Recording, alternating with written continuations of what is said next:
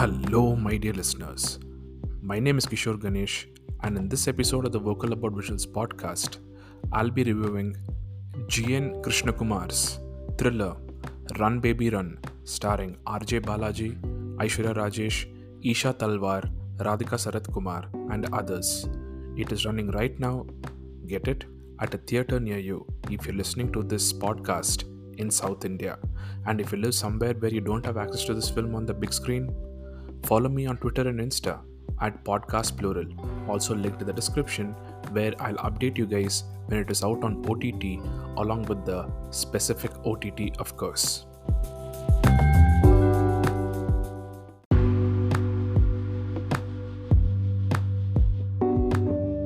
Run Baby Run is a competent thriller that stays true to the genre that it belongs to. Despite having a humorist like RJ Balaji and a few other comedians in the cast, the writer-director Jiyan wants to stay loyal to the genre and uses the comedians only sparingly to lighten the mood for what seems like barely a minute.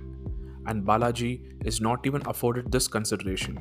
He is held to his responsibility of playing an everyday Joe who is stoic and not prone to heroic acts, or for that matter, any over-the-top acts.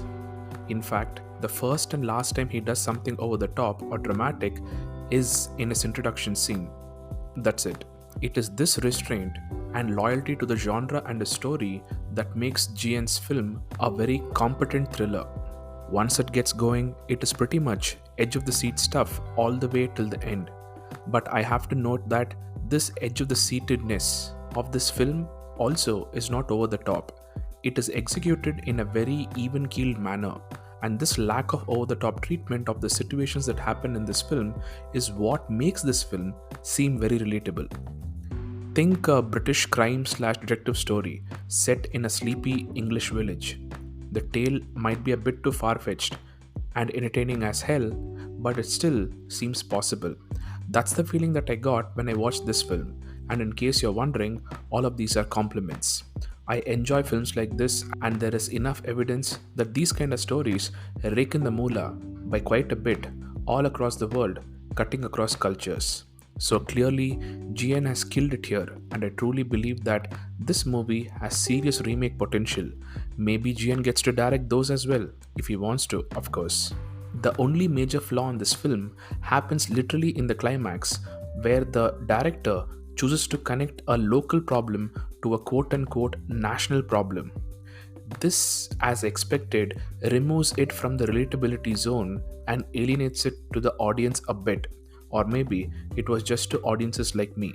Coming to the performances, Balaji is commendable, but he still comes across as a bit rigid. The other quote-unquote seasoned actors all do a decent job here. The actor who stood out the most to me is Vivek Prasanna, who, movie upon movie, seems to be getting younger and has been bagging proper supporting roles. And a special call out to the cinematography in this film for the long motion shots, especially the ones set at night, which are very nicely done. On the whole, as I mentioned before, Run Baby Run is a very competent thriller that is ripe for remakes. My only suggestion to the listeners is Run Baby Run to the theatres, because people are not watching this actually decent film, owing to which it might run away from the theatres soon.